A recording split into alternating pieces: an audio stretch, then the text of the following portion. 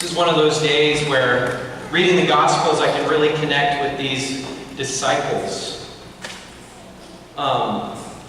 Meg can attest to it. I grew up in a very competitive family. I still am part of a very competitive family. My mom played basketball at Drake.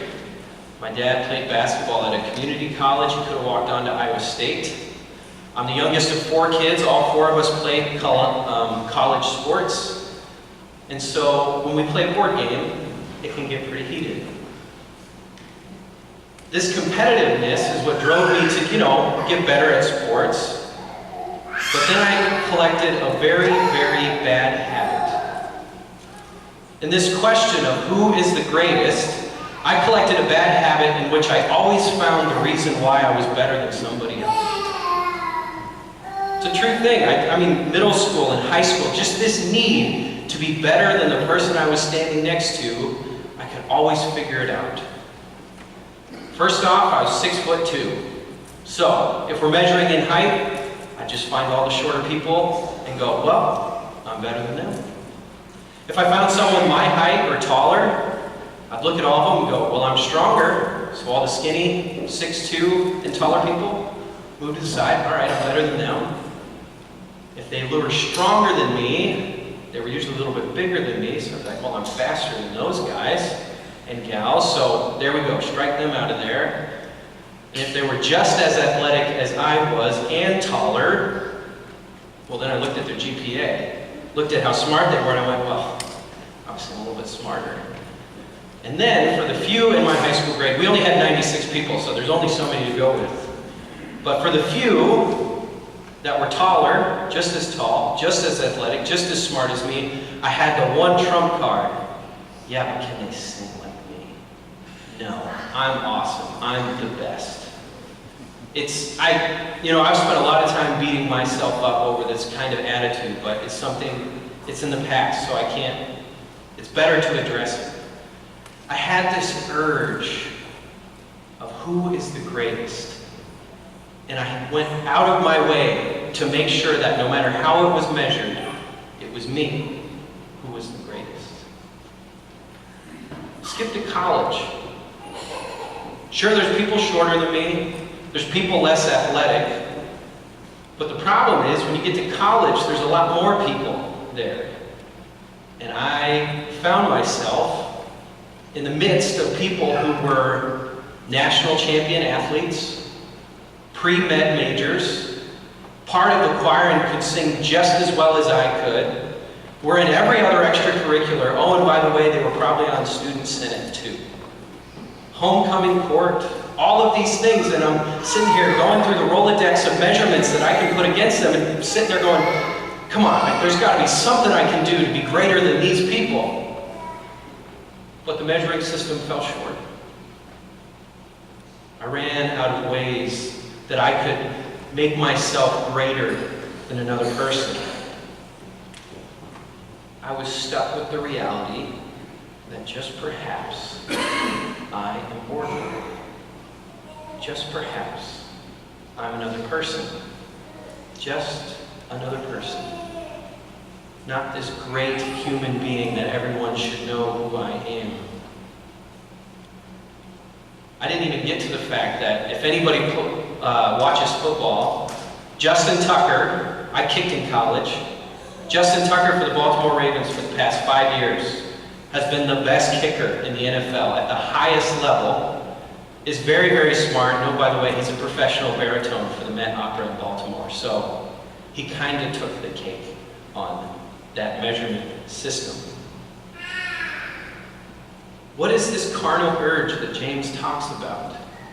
This urge to measure greatness, to be great, to be worthy of something, and yet maybe we don't even know what that something is.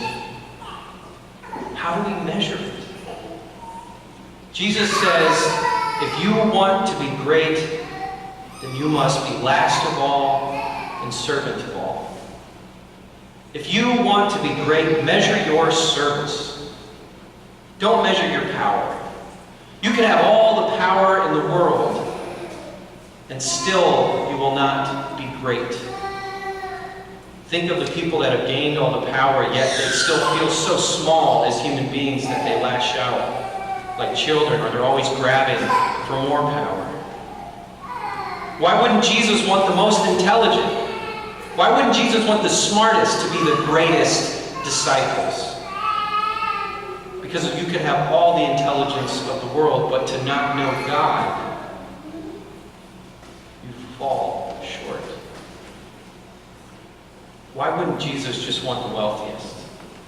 You know, we'd already have this AC and paid for. If this church was full of the greatest disciples, the wealthiest, they'd be like, oh, $125,000, let me just write a check for you. I got $125,000 to throw your way.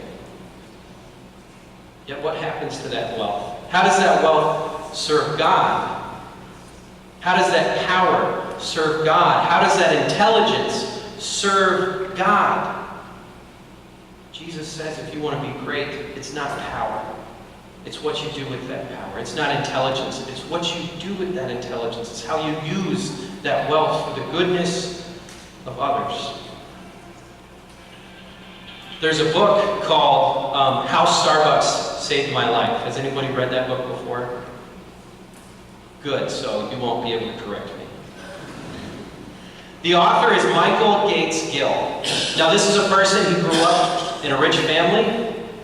He had a pipeline to Yale, not because of his smarts, but because his family went there. So of course he's a legacy. Because of his connections, he got into a big power ad agency and rose to the top. He did do hard work, but his avenue into this job was because of who he knew. So he was in his mid-50s, had a lovely family, lived in a mansion, 6-figure salary, and was on top of the world, and yes, he thought he was great. And then he lost his job. Couldn't pay his bills.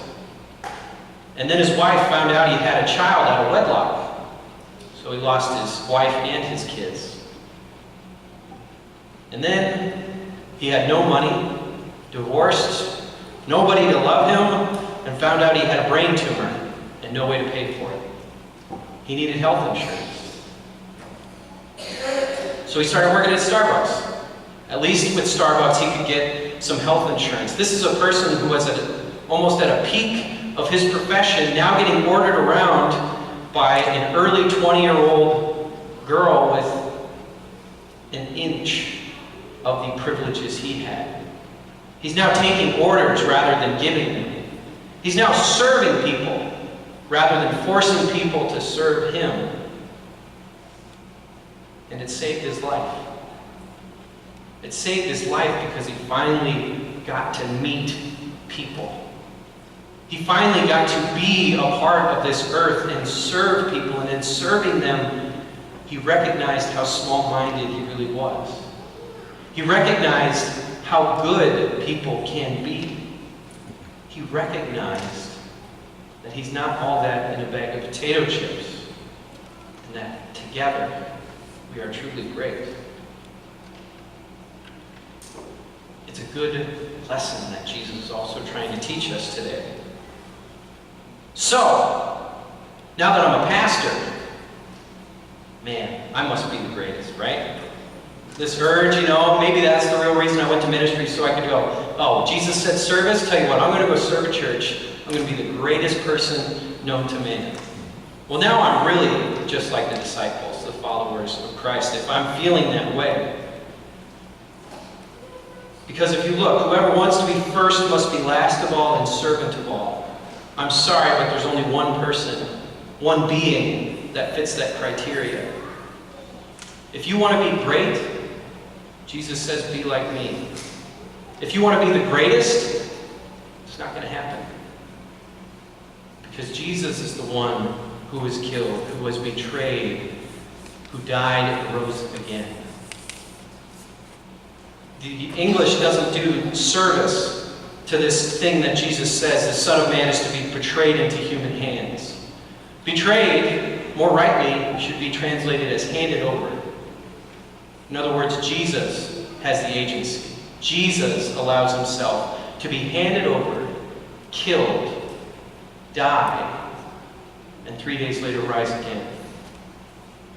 Because if we want to measure greatness, if we want to measure service, Jesus will always be the greatest of all.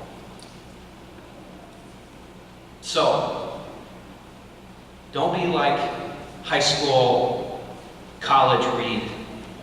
Don't be like the kid always needing to be best, always needing to be first. It's good. Competition can be healthy. We can grow as people.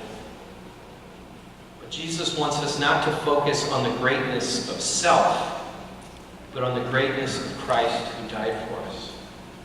Focus not on the greatness of self, but to focus on how we can help serve others and God. And so, as we leave today, I hope all of us have a great